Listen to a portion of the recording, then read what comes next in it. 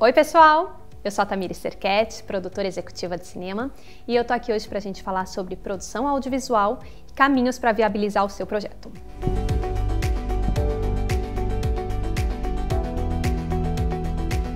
A gente tem que saber a fundo todo o que fala o nosso projeto, quanto custa, qual é o orçamento detalhado, né? Todas as alíneas. Então eu tenho o valor do desenvolvimento, o valor da produção, o valor da pós-produção, o valor muitas vezes da distribuição e comercialização, ele já tem que estar logo nesse momento de criação do projeto, né? O meu projeto, ele não pode terminar em si, né? Um projeto de longa-metragem, por exemplo, ele não tem que terminar na pós-produção e a partir dali o que eu faço? Você, como produtor executivo, já tem que pensar isso de maneira estratégica. O desenvolvimento, a pré-produção, a produção e a pós-produção faz parte de um setor audiovisual que a gente chama de produção. A partir desse momento da produção, o que acontece com o meu filme? Ele vai para a distribuição. A distribuidora, que é essa empresa, que é a pessoa, a figura jurídica que é responsável por pegar essa obra e levar ela para pontos de exibição, é a pessoa que você já tem muitas vezes que está ligada com você no momento de desenvolvimento desse projeto, no momento de criação e pensamento estratégico de realização desse projeto. Para além da distribuição, a gente tem também a exibição. Então são 3 elos da cadeia produtiva do cinema para a gente pensar já de forma lógica e estratégica o nosso projeto.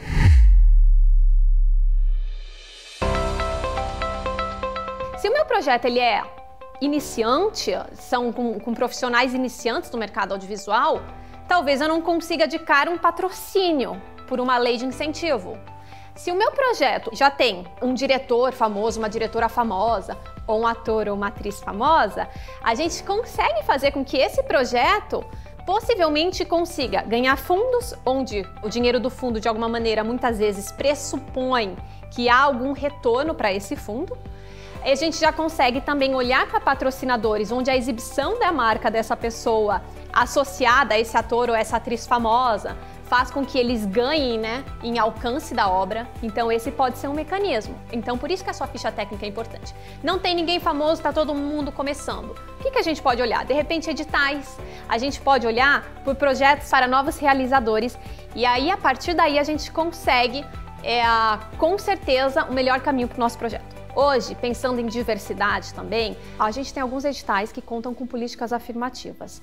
Qual é a ideia? A gente trazer diversidade para o setor audiovisual. O ponto importante é a gente ler com muito cuidado o edital e entender como que a gente consegue utilizar o edital a nosso favor para que a gente consiga realizar o nosso projeto e fazer parcerias e fazer colaborações, trazer artistas para o teu projeto pode fazer com que o seu projeto cresça em capacidade de execução, pode ser um caminho super estratégico para a realização. Outro ponto importante que a gente tem que pensar é qual é o meu cronograma e quando ele vai ser exibido.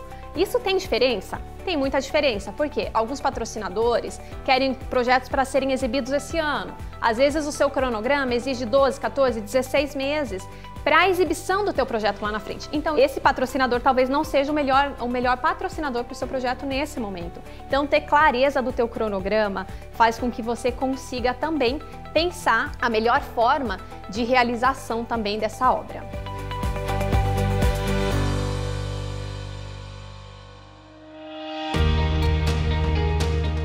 A gente pode pensar, quando a gente vai buscar mecanismos financeiros para a realização do projeto, que eles são quase como um quebra-cabeça. E cada pecinha a gente vai buscar num lugar, em fontes variadas, e é isso que se chama plano de financiamento. A gente tem algumas formas para esse plano de financiamento, como por exemplo o fomento, a partir de leis de incentivo, a partir do fundo setorial do audiovisual, a partir de editais públicos, por um exemplo. A gente também pode conseguir patrocínio de maneira direta, ou de maneira indireta pelas leis de incentivo. A gente também conta com apoios, parcerias, crowdfunding, fundos internacionais e também coprodução internacional. Esses são alguns dos lugares que a gente pode buscar plano de financiamento, embora também hajam outros. Hoje a gente vai falar só desses.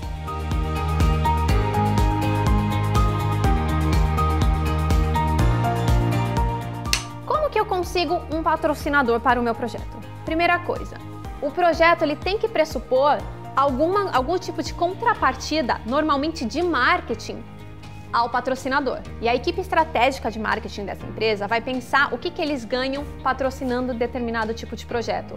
Exposição da marca associada a um ator ou uma atriz famosa. Exposição da marca associada a uma temática que tem relevância hoje no mercado. Exposição da marca associada a um diretor ou uma diretora premiada. A gente está falando aqui numa relação ganha-ganha. O patrocinador ele vai querer ganhar algo, enquanto o teu projeto ganha o dinheiro para a execução do mesmo. Outra coisa que a gente pode pensar em relação ao patrocinador é o alcance do teu projeto. Qual é a vida útil do seu projeto? Quando você começar a exibir o mesmo? Você vai fazer uma carreira em festivais? Você vai fazer uma carreira em salas de cinema? Você vai para streaming? Você vai para canais de TV aberto, canais de TV fechado? Isso também importa quando você está negociando com o patrocinador. Outra forma que você pode conseguir um patrocínio direto é você ter a história do teu projeto, a temática do teu projeto atrelada ao que a empresa produz. Isso pode ser viável para a empresa? Isso pode ser agradável? A empresa pode ganhar com isso? Ah, legal, ela pode ganhar com isso. Então isso pode ser um projeto diretamente relacionado ao que ela produz, onde na verdade você não vai colocar de maneira clara a exposição da marca, mas eles entrariam como patrocinador e a partir desse momento que eles entram como patrocinador, eles ganham em criação de conteúdo.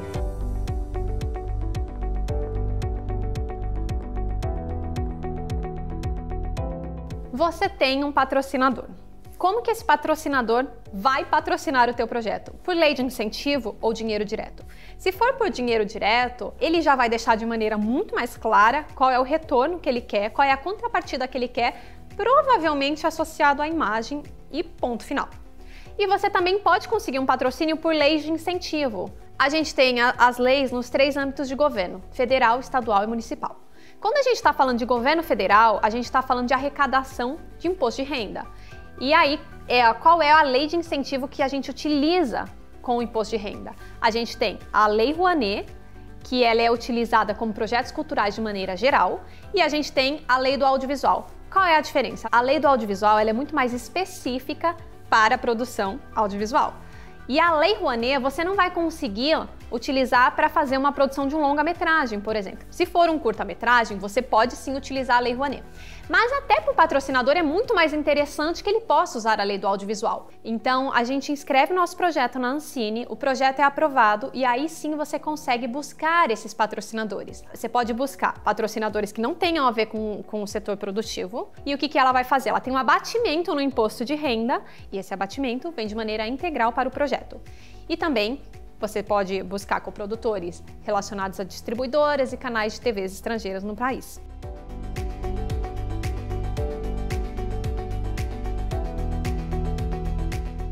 No âmbito estadual, a gente tem o recolhimento de ICMS, Imposto sobre Circulação de Mercadorias e Serviços. Aí a gente inscreve o nosso projeto dentro da Secretaria Estadual de Cultura do teu estado. Em São Paulo, a gente tem o sistema PROAC, então você submete seu projeto no PROAC e a partir do momento que ele é aprovado, você pode buscar captação em empresas que pagam ICMS. No âmbito municipal, a gente tem o recolhimento de ISS, Imposto sobre Serviço, e o IPTU.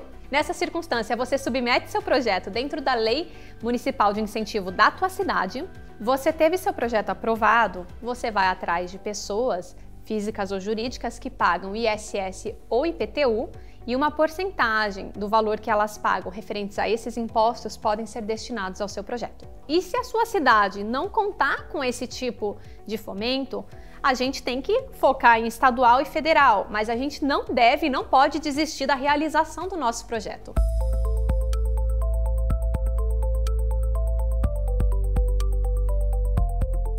A gente tem também editais públicos e privados.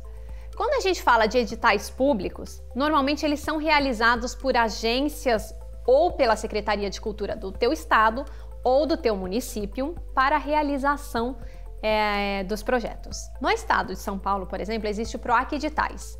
O PROAC Editais lança anualmente alguns editais direcionados para o setor audiovisual. Editais de desenvolvimento, editais de produção, editais de curtas-metragens, editais de pós-produção, editais também muitas vezes de distribuição. A gente, como produtor e produtora executivo, tem que pensar em que momento está o nosso projeto. Desenvolvimento, produção, pós-produção. Meu projeto está em desenvolvimento. Eu vou entrar no PROAC, eu vou entrar num edital de desenvolvimento e submeter o meu projeto lá para que no final eu tenha um roteiro produzido. A partir do roteiro eu vou buscar mecanismos para produção, eu vou buscar mecanismos para pós-produção desse projeto. Quando a gente pegar um chamamento de um edital público, é muito importante que a gente leia esse edital de maneira bem aprofundada e entenda qual é o objetivo.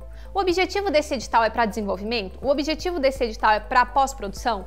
E a partir disso, eu vou discorrer uma defesa do meu projeto para a etapa que o edital pertence.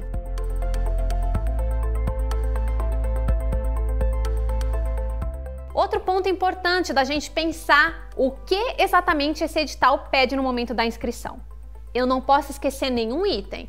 É o resumo, é a sinopse, é a justificativa, um orçamento, um cronograma, contrapartidas e a partir disso eu discorro todo o meu texto. Eu vou checar cada um dos itens para saber se eu de fato estou cumprindo todas as etapas que o edital me solicita durante o momento da inscrição. Outro ponto muito importante quando a gente olhar um edital é saber como vai ser a avaliação desse projeto. Quais são os critérios avaliativos? É a sua justificativa, a sua ficha técnica, a sua viabilidade, onde a gente vai transitar bem entre cronograma e orçamento dentro do projeto. E a partir disso eu vou dar um enfoque maior e deixar bem redonda essa parte do meu projeto para que eu cumpra os requisitos e eu busque ganhar a pontuação máxima desse edital para que a gente ganhe esse dinheiro e consiga executar o projeto.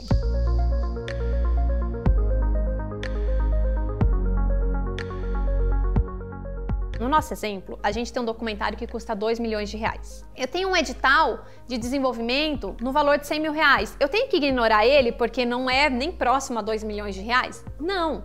Eu trago essa pecinha para o meu quebra-cabeça como um todo. Surgiu um outro edital que eu ganho 500 mil reais, eu vou lá e coloco mais essa pecinha no meu quebra-cabeça. A faixa de aporte de um edital vai variar entre 100 e 500 mil reais. Quando não, a gente tem o fundo setorial que tem aportes mais volumosos. Mas em suma, quando a gente está falando de editais estaduais e editais municipais, essa é a faixa de valor que a gente tem para o nosso projeto. Eu consigo fazer com que o meu projeto seja viabilizado por um único meio, um único patrocinador? Consegue. Qual é o valor do seu projeto? Qual é o seu capital social? Qual é a temática do seu projeto? A projeção do seu projeto para que um único aporte consiga fazer seu projeto ser executado? Não é impossível, mas não é a realidade do mercado quando a gente olha de uma maneira ampla.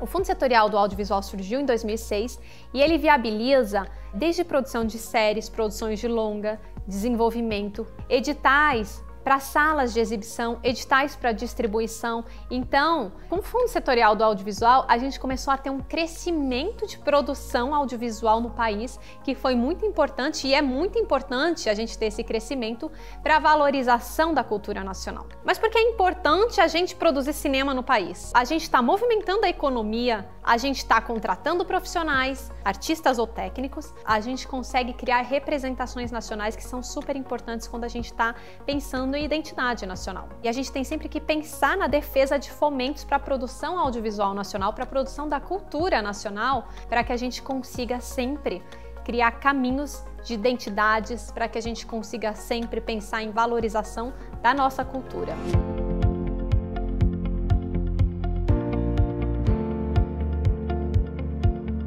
A gente também consegue criar outras estratégias para a realização da nossa obra. Você pode criar relações com pessoas jurídicas ou pessoas físicas para viabilizar o seu projeto sem necessariamente você ter dinheiro aportado. Isso faz com que você tenha um abatimento no valor que você precisa para o seu projeto e faz com que você possa ganhar de outras formas. Se seu projeto ele for de baixo orçamento, ou como a gente chama aqui um projeto de guerrilha, a gente tem que pensar que não é só de dinheiro que a gente vai conseguir realizar nossa obra. Então, como que eu consigo movimentar apoiadores e parceiros para viabilizar essa obra? Cedendo locação, cedendo alimentação, cedendo transporte, o que eu consigo ganhar com isso? Além desses apoios físicos e estruturais que a gente pode conseguir para o nosso projeto, muitas vezes a gente pode conseguir apoiadores que tragam algum tipo de notoriedade ou de consultoria para o nosso projeto. Então, por exemplo, você tem um projeto que vai falar sobre uma temática ambiental de defesa a animais silvestres. Será que você tem que fazer isso de maneira isolada ou a gente consegue, por um exemplo, buscar ONGs, buscar OSs, você chama essas pessoas para lives, você cria eventos onde você converse com elas, onde você consiga, muitas vezes, que eles deem consultoria para a sua obra, sem que você deslize em algum conceito de defesa a animais da mata ciliar, por um exemplo. Então, o que fala o seu projeto para você ir atrás de apoiador?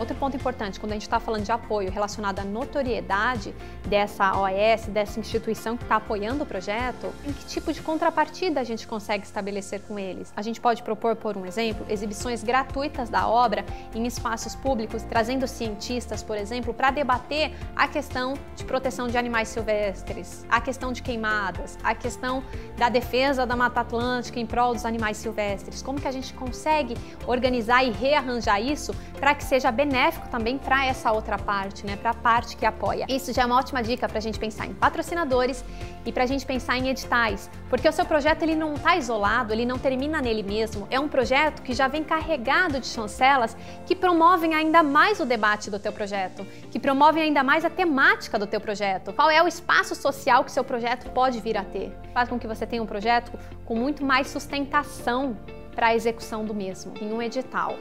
E esse projeto, contar com apoiadores, faz com que ele seja muito mais forte durante essa fase da concorrência e também que ele seja mais forte durante o momento de distribuição e exibição do mesmo.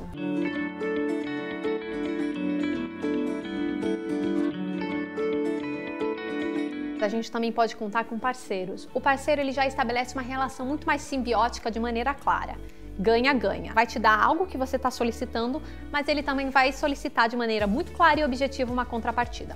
Por um exemplo, você precisa fazer uma gravação num galpão de shows, um galpão muito legal que custaria uma diária de locação, algo entre 30 e 50 mil reais, você consegue de graça ou por um valor muito baixo. Qual é a contrapartida normalmente que você pode oferecer ou que essa empresa pode te solicitar? Às vezes cedendo uma entrevista para a divulgação do espaço, falando que o espaço conta com suporte, que o espaço tem capacidade de realização de eventos, capacidade de realização de shows, e inclusive faz com que esse espaço ele ganhe visibilidade na mídia.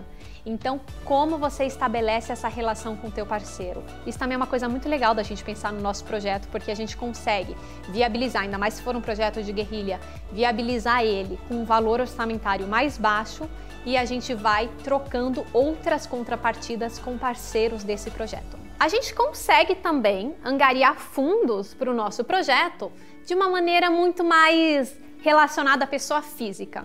Como assim relacionada à pessoa física? A gente tem um sistema de crowdfunding na internet, a famosa vaquinha, né? Apoio coletivo, onde você divulga o seu projeto ou você divulga o que você quer, qual é o teu objetivo, e as pessoas gostando do teu projeto, elas vão lá e elas colocam algum dinheiro, faz um bom teaser, coloca a diretora, coloca o diretor para falar, um ator para falar, para que eles contem de maneira audiovisual esse projeto e estimulem as pessoas a gostarem do projeto. A partir do momento que elas se sintam estimuladas, elas podem querer aportar algum valor para o auxílio desse projeto. Então, crowdfunding é um bom caminho para a gente pensar, principalmente se o nosso projeto está associado a uma produção de guerrilha.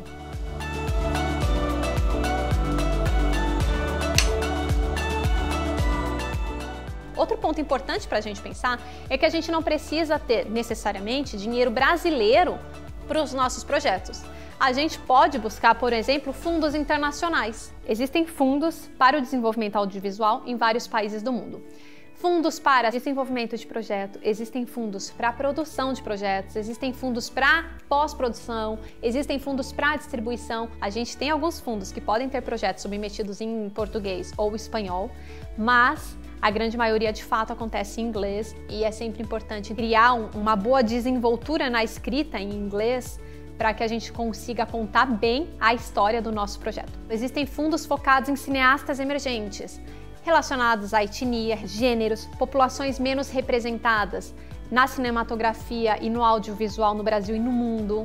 Existem fundos relacionados a questões ambientais, existem fundos relacionados a projetos com temáticas sociais. O que fala o seu projeto? Hoje em dia, com o advento do digital, da internet, a gente consegue, pelo próprio sistema de busca do nosso navegador, encontrar quais esses fundos. Aqui no Brasil, a gente tem um site muito legal chamado Show Me the Fund, onde a gente consegue colocar lá qual etapa está o nosso projeto, onde que a gente quer colocar, se o projeto ele é gratuito, não tem taxa de inscrição, se o projeto é para animação, para ficção, para documentário. Então essa é uma plataforma muito legal que a gente consegue buscar, pensando de maneira muito objetiva, fundos internacionais como mecanismo de incentivo ao nosso projeto.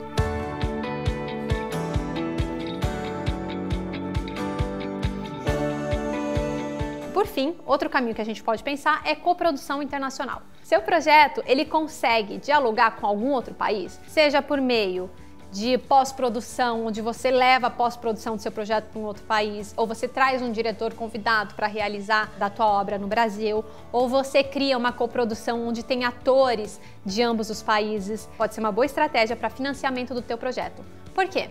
Você consegue, nessa circunstância, buscar apoio desse outro país para a realização da obra. Você, como produtora nacional, vai buscar mecanismos de financiamento no Brasil e a outra produtora, a sua coprodutora, vai buscar mecanismos de financiamento no país dela.